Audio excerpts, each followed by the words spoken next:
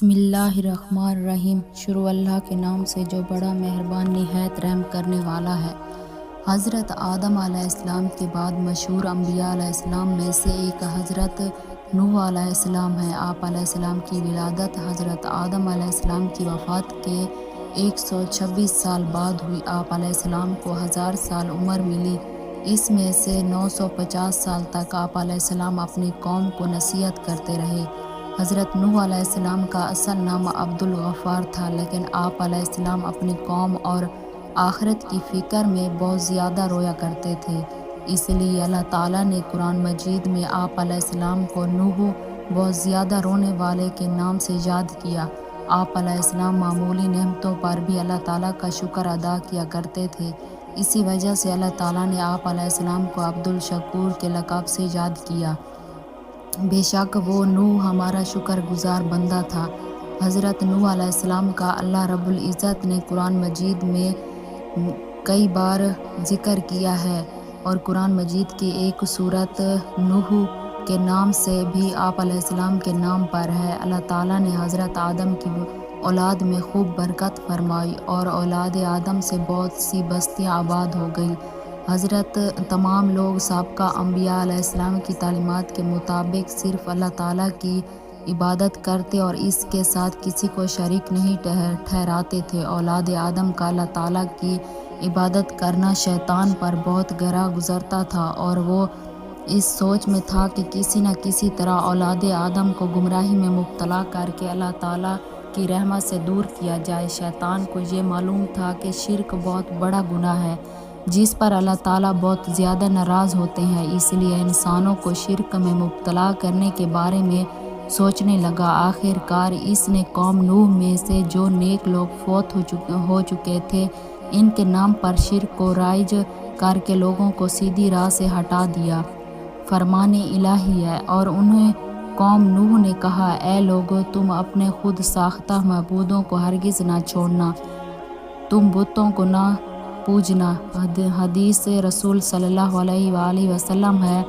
حضرت عبد بن عباس رضی اللہ تعالیٰ عنہ فرماتے ہیں کہ قوم نوح میں شرک کی ابتدا اس طرح ہوئی کہ یہ پانچوں افراد قوم نوح میں نیک لوگ تھے۔ جب یہ وفات پا گئے تو شیطان نے ان کی قوم کے دل میں یہ بات ڈالی کہ تم ان کے بیٹھنے کی جگہ پر ان کے ناموں کے مجسمے بنا کر رکھ دو، تاکہ انہیں دیکھ کر تمہیں اللہ کی عبادت کا شوق پیدا ہو۔ چنانچہ قوم نے ایسا ہی کیا۔ پھر جب یہ مجسمے بنانے والے مر گئے تو ان کے بعد آنے والے لوگوں نے لا علمی میں یہ سمجھا کہ ہمارے باپ دادا انہی مجسموں کی عبادت کیا کرتے تھے، بس انہوں نے ان نیک لوگوں کے مجسموں کی عبادت کرنا شروع کر دی۔ اسی طرح ان کے درمیان شرک پھیل گیا۔ ہم نے حبش میں ایک خوبصورت گرجا گھر دیکھا جس میں انبیاء علیہ السلام اور نیک لوگوں کی تصویریں تھیں۔ ہم نے آپ علیہ السلام کے سامنے آپ صلی اللہ علیہ وآلہ وسلم کے سامنے اس گرجا گھر اور تصویر کا ذکر کیا تو آپ صلی اللہ علیہ وآلہ وسلم نے فرمایا، ان یہودی نصارہ میں جب کوئی نیک آدمی فوت ہو جاتا تو وہ اس کی قبر پر عبادت گاہ گرجا گھر تعمیر کرتے اور اس میں ان فوت شدہ لوگوں کی تصویریں بنا کر رکھ لیتے تھے۔ قیامت کے دن یہ گمراہ لوگ اللہ کے نزدیک بدترین مخلوق ہوں گے۔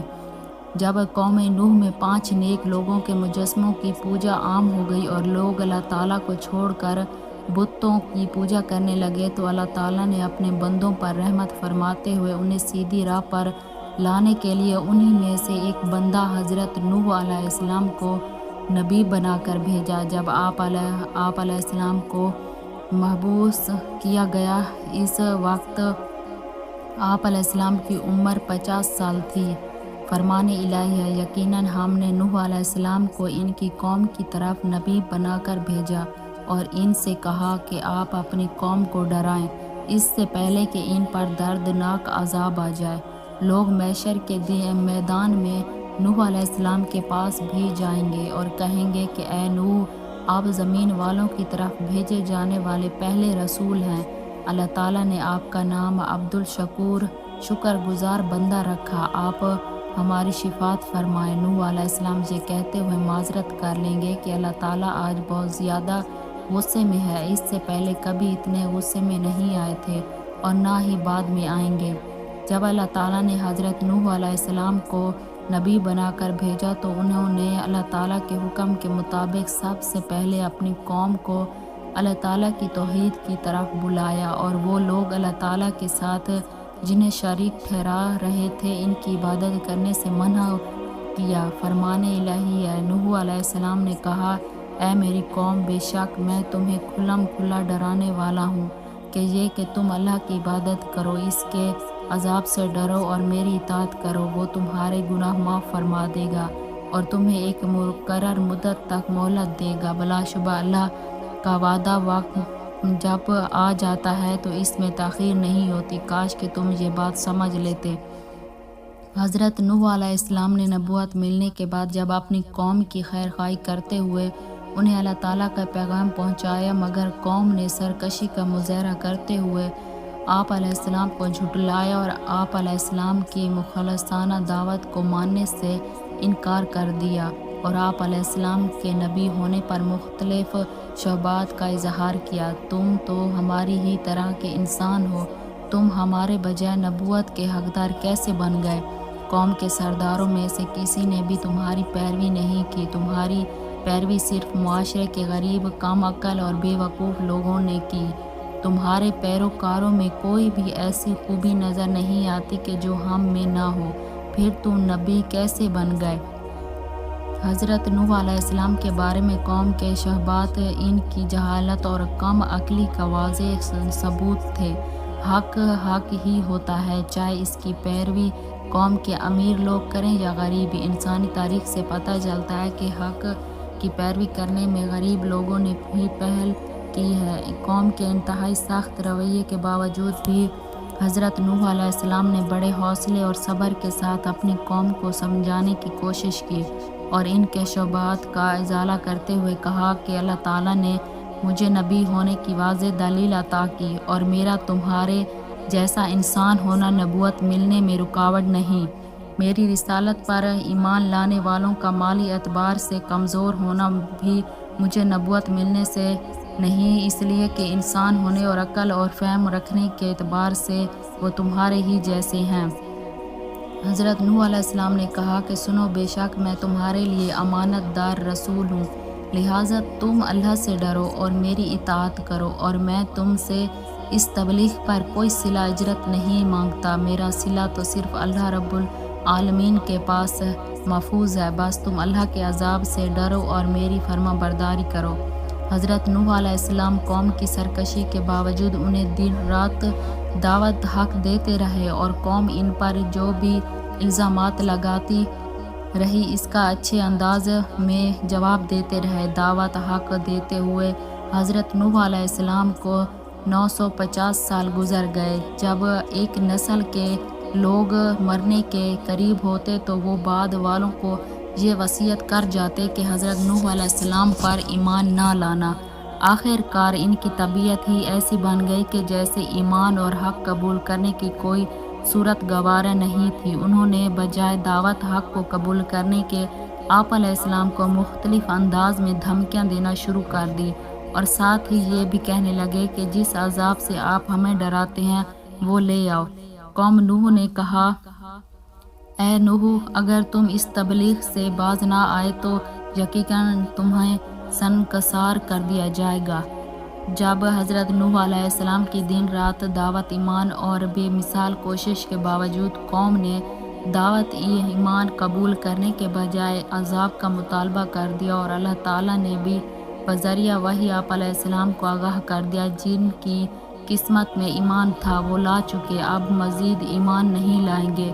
تو آپ علیہ السلام نے اپنی قوم کی سرکشی اور کافر لوگوں کے مقابلے میں اللہ تعالیٰ سے مدد کی درخواست کی۔ نوح علیہ السلام نے دعا کی، اے میرے رب، میری قوم نے مجھے جھٹلا دیا ہے، اب میرے اور میری قوم کے درمیان فیصلہ فرما دیں اور مجھے اور میرے مومن ساتھیوں کو ان سے نجات دلائیں۔ حضرت نوح علیہ السلام نے اللہ سے اپنے لیے مدد کی درخواست کی تو اللہ تعالیٰ نے فوراً قبول فرماتے ہوئے آپ علیہ السلام کو ایک کشتی بنانے کا حکم دیا۔ ہم نے نوح علیہ السلام کی دعا قبول فرما لی اور اس نوح علیہ السلام کی قوم کے خلاف مدد کی جنہوں نے ہماری آیت کو جھٹلایا تھا، یقیناً وہ بہت ہی برے لوگ تھے۔ حضرت نوح علیہ السلام اللہ تعالیٰ کے حکم کے مطابق ایک ایسے میدان میں کشتی تیار کرنے میں مصروف ہو گئے جس کے قرب و جوار میں دور دور تک کشتی چلانے کے لیے پانی موجود نہیں تھا۔ آپ علیہ السلام کی قوم کے کافر لوگ جب آپ کے پاس سے گزرتے تو آپ علیہ السلام کا مذاق اڑاتے اور کہتے کہ یہاں تو دور دور تک پانی موجود نہیں اور آپ پانی میں چلانے کے لیے کشتی بنا رہے ہیں۔ ان قوم نوح کے تصور میں بھی نہیں تھا کہ اللہ تعالیٰ انہیں پانی میں غرق کرنے والا ہے۔ آپ علیہ السلام انہیں جواب دیتے کہ جس طرح آج تم ہمارا مذاق اڑا رہے ہو، اسی طرح ایک دن تمہارا بھی مذاق اڑایا جائے گا اور تمہیں بہت جلد معلوم ہو جائے گا کہ اللہ تعالیٰ کے غضب کا شکار کون ہوتا ہے۔ نوح علیہ السلام کشتی بنانے لگے اور جب ان کی قوم کے سرداران کے پاس سے گزرتے تو ان کا مذاق اڑاتے۔ وہ نوح علیہ السلام سے کہتے، اگر تم ہمارا مذاق اڑا رہے ہو تو ہم بھی ایک دن تمہارا اسی طرح مذاق اڑائیں گے جس طرح تم اڑا رہے ہو۔ تمہیں بہت جلد معلوم ہو جائے گا کہ کس پر وہ عذاب آتا ہے جو اسے دنیا میں رسوا کر دے گا اور اس پر آخرت میں بھی ہمیشہ کا عذاب نازل ہوگا۔ جب حضرت نوح علیہ السلام کشتی تیار کر چکے تو اللہ تعالیٰ نے حضرت نوح علیہ السلام کو حکم دیا کہ آپ خود بھی کشتی میں سوار ہو جائیں اور میرے مومن بندوں اور تمام حیوانات میں سے جوڑا جوڑا کشتی میں سوار کر لیجیے، مگر کفار میں سے کسی کو بھی کشتی میں سوار نہ کرنا۔ حضرت نوح علیہ السلام نے اللہ تعالیٰ کے حکم کے مطابق مومن بندوں کو، جن کی تعداد تقریباً 80 تھی، کشتی پر سوار کر لیا اور جن میں حضرت نوح علیہ السلام کے بیٹے سام، حام، یافس اور ان کی بیویاں بھی شامل تھیں۔ تمام جانداروں کا ایک ایک جوڑا بھی سوار کر لیا۔ پھر اللہ تعالیٰ نے ایسا زبردست طوفان بھیجا کہ آسمان سے بھی زوردار بارش برسنے لگی اور زمین میں سے بھی پانی اگلنے لگا۔ چند لمحات کے اندر پانی اتنا زیادہ ہو گیا کہ اللہ تعالیٰ کے حکم سے کشتی تیرنے لگی، یہاں تک کہ جب ہمارا حکم آ پہنچا اور اس سے پانی ابلنے لگا تو ہم نے کہا، اے نوح علیہ السلام، اس کشتی میں ہر قسم کے جانوروں کا ایک ایک جوڑا نر اور مادہ سوار کر لو اور اپنے گھر کے لوگوں مومنوں کو بھی، سوائے ان کفار کے جن کے بارے میں غرق ہونے کا حکم آ چکا ہے، اور تمام ایمان والوں کو بھی سوار کر لو۔ اور اس نوح علیہ السلام پر بہت ہی کم لوگ ایمان لائے تھے۔ جب قوم نوح پر سخت طوفان آیا اور ہر طرف پانی ہی پانی ہو گیا، قوم نوح کے سرکشی افراد پانی میں ڈوب کر ہلاک ہو گئے۔ طاغیانی کے باوجود بھی حضرت نوح علیہ السلام کی کشتی موجہ میں صحیح و سالم چل رہی تھی، اس لیے اس کا محافظ اللہ تعالیٰ تھا۔ بے شک جب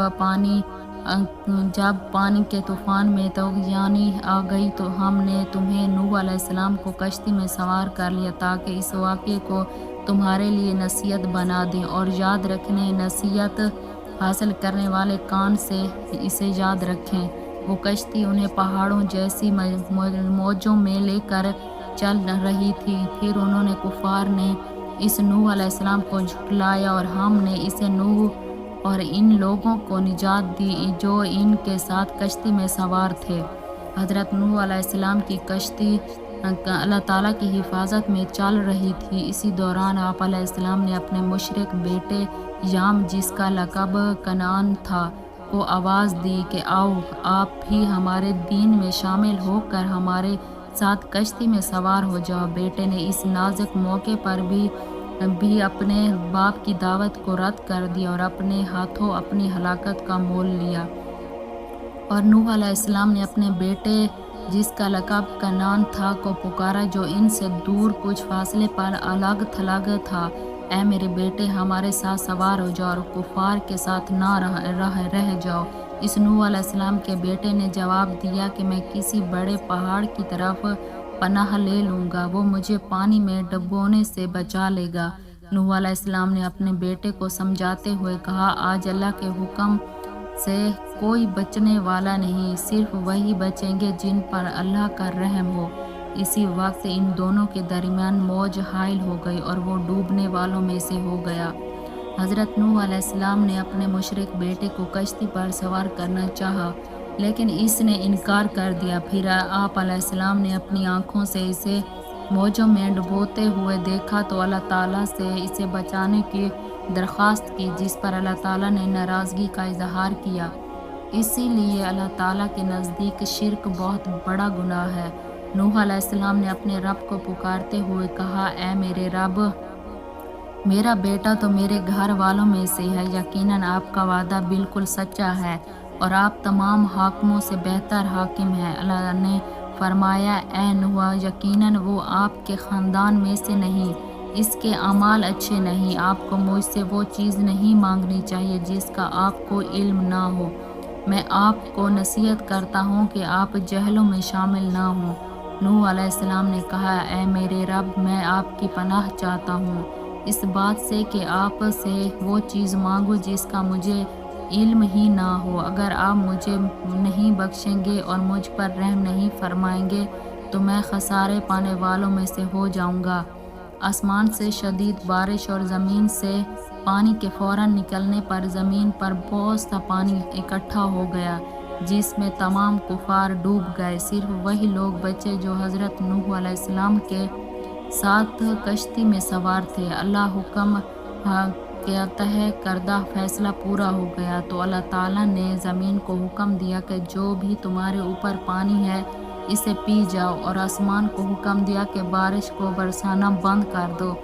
دونوں نے اللہ تعالیٰ کے حکم کی تحمیل کی۔ زمین کا پانی کم ہونا شروع ہو گیا اور پہاڑوں کی چوٹیاں نظر آنے لگی تو حضرت نوح علیہ السلام کی کشتی پہاڑ پر جا ٹھہری جو عراق کے شہر موصل کے قریب ہے۔ اللہ تعالیٰ نے حضرت نوح علیہ السلام سے فرمایا کہ اب آپ سلامتی کے ساتھ کشتی سے زمین پر اتر جائیں اور آپ پر اور آپ کے مسلمانوں ساتھیوں پر اللہ تعالیٰ کی برکتوں اور رحمت کا سایہ رہے گا، اور ان میں سے کچھ کی نسلوں میں سے ایسے لوگ پیدا ہوں گے جو آگے چل کر کفر کی راہ اختیار کریں گے۔ ان کا مقصود دنیا کا عیش و آرام ہوگا۔ ہم انہیں دنیا سے فائدہ اٹھانے کا موقع تو دیں گے، لیکن آخر کار انہیں دردناک عذاب سے دوچار ہونا پڑے گا۔ اللہ تعالیٰ نے نوح علیہ السلام کی طرف وحی کی، اے نوح، ہماری جانب سے سلامتی اور ان برکات کے ساتھ کشتی سے اتر جائیں، اور آپ پر اور آپ کے ساتھ جو مومن ہیں ان پر ہماری برکتیں نازل ہوں، اور کچھ قوموں کو ہم دنیا میں تو فائدہ پہنچائیں گے لیکن پھر آخرت میں ہماری طرف سے انہیں کوئی دردناک عذاب پہنچے گا۔ حضرت نوح علیہ السلام نے اپنی قوم کو اللہ تعالیٰ پر ایمان لانے کی تلقین کی، مگر قوم پھر بھی ایمان نہ لائی، یہاں تک کہ آپ علیہ السلام کا حقیقی بیٹا یام بھی عذاب الہی کا شکار ہو گیا۔ اسی طرح آپ علیہ السلام کی بیوی بھی ایمان نہ لانے کی وجہ سے عذاب الہی کی مستحق ٹھہری۔ اللہ نے کفار کے لیے نوح اور لوط کی بیویوں کی مثال دی۔ یہ دونوں ہمارے دو نیک بندوں کے نکاح میں تھیں، مگر ان دونوں نے اپنے شوہروں کی خیانت کی تو وہ شوہر اللہ کے مقابلے میں ان کے کچھ کام نہ آ سکے، اور ان بیویوں سے کہہ دیا گیا کہ تم دونوں بھی جہنم میں داخل ہونے والوں کے ساتھ داخل ہوں گی۔ حدیث رسول صلی اللہ علیہ وآلہ وسلم ہے کہ رسول صلی اللہ علیہ وسلم نے فرمایا، ایک مرتبہ اپنے خاندان کو جمع کر کے ایک ایک سے مخاطب ہو کر فرمایا، اے مرہ بن کعب کی اولاد، اے عبد الشمس کی اولاد، اے عبد المطلب کی اولاد، اے فاطمہ، ایمان لا کر اور نیک اعمال کر کے اپنے نفسوں کو جہنم کی آگ سے بچا لو، میں اللہ تعالیٰ کے ہاں تمہارے کسی کام نہیں آ سکوں گا۔ حضرت نوح علیہ السلام نے اللہ تعالیٰ نے کفار کو ہلاک کرنے کے بعد زمین کو خشک کر کے رہنے کے قابل بنا دیا، اور آپ علیہ السلام کی اولاد جو کشتی میں آپ علیہ السلام کے ساتھ سوار تھی ان سے انسانی نسل کو باقی رکھا۔ سام کی نسل سے عربی، فارسی اور رومی وجود میں آئے۔ یافاس کی نسل سے ترک، ثقالبہ اور یاجوج ماجوج پیدا ہوئے، اور ہام کی نسل سے قبطی، سوڈانی اور بربر اقوام وجود میں آئے۔ حضرت نوح علیہ السلام کے دور میں آنے والے طوفان سے سوائے کشتی میں سوار افراد کے تمام لوگ ہلاک ہو گئے۔ ان سے آگے پھر انسانی نسل کا سلسلہ چلا، اس لیے حضرت نوح علیہ السلام آدم ثانی حضرت آدم کہلاتے ہیں۔ جب نوح علیہ السلام کی وفات کا وقت قریب آیا تو انہوں نے اپنے بیٹے کو وصیت فرمائی کہ میں تجھے 2 کاموں کا حکم دیتا ہوں اور 2 کاموں سے روکتا ہوں۔ وہ چیزیں جن کا حکم دیتا ہوں، لا الہ الا اللہ کو اختیار کرنا، کیونکہ طرزوں کے ایک پلڑے میں 7 آسمان اور 7 زمین رکھ دیے جائیں گے اور دوسرے پلڑے میں لا الہ الا اللہ کو رکھ دیا جائے گا، تو ان کلمات کو وہ پلڑا جھکا دے گا۔ ناظرین، اگر آپ کو ویڈیو اچھی لگے تو ویڈیو کو لائک اور چینل کو سبسکرائب کریں۔